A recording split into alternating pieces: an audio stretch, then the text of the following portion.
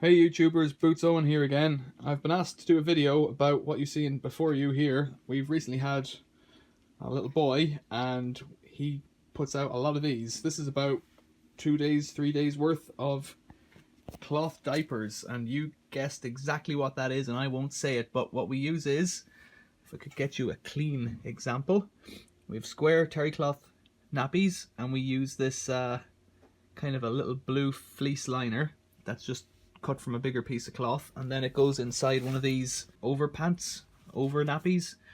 And then for the night shift he goes into one of these bamboozle stretchies, and the same thing, a liner on that, and he gets a hemp baby's outer liner folded up that soaks up the extra juice that comes out in the night time. And then they get wrapped up in these Mother Ease airflow wraps again, if that's what you like.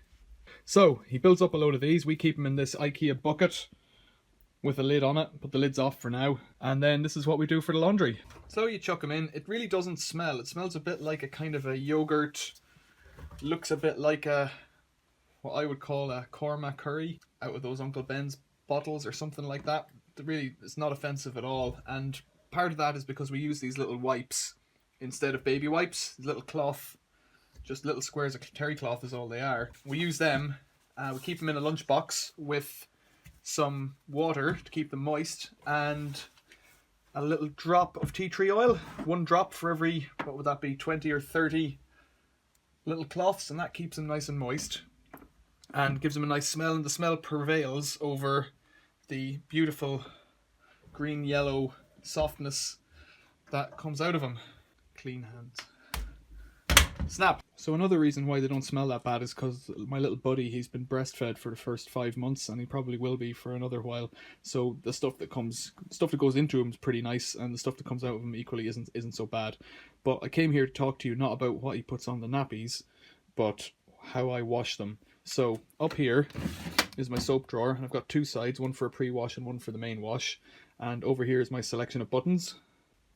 So I've got about this much of the standard Aldi non-bio cheapest possible powder, and I put that into the main wash. And this washing machine allows a pre-wash cycle, so I press that button and then the pre-wash is on.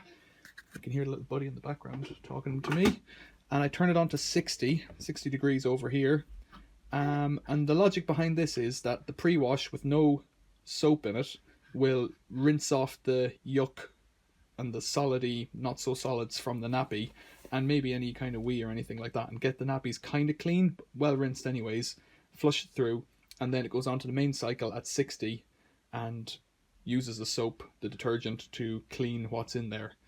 Then, after that, I'll come back again, they'll have had a spin, they'll be clean, but because we live in a soft water area, I'll put it on for a short rinse cycle as well. So I'm kind of doing 3 separate cycles, but in reality it doesn't take that long. And the reason I do the rinse is because of the soft water area, there's all sorts of residue just from the soap, and it's worth cleaning that out. So if I was living in a hard water area, I wouldn't bother with that rinse cycle because the residue would probably be cleansed through with the hard water. It would clean off that soap residue. The other thing is, if you don't like waiting 3 days for your nappies to build up and getting a full load out of it, some people probably don't like that, then what you can do is run them through on a pre-wash. So basically give them a rinse cycle first to get the stuff off them, and then put them through on a 60 degree wash.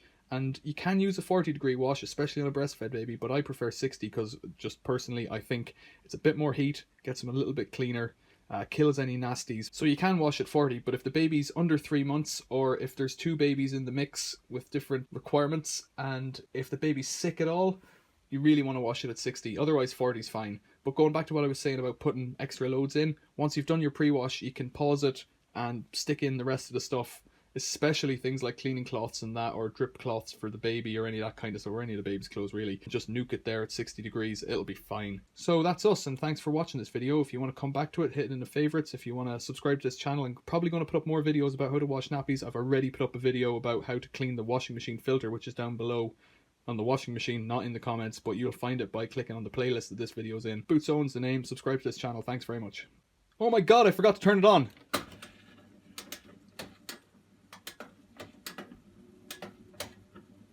Clickety click, pre-wash. Water. Water. You can bring the baby in at this point. Babies love this. Once it starts to go round, they'll be engrossed with it for ages. I could leave this run forever. Check out my other videos. I've got videos of washing machines just spinning around. Babies love that. Thanks for watching.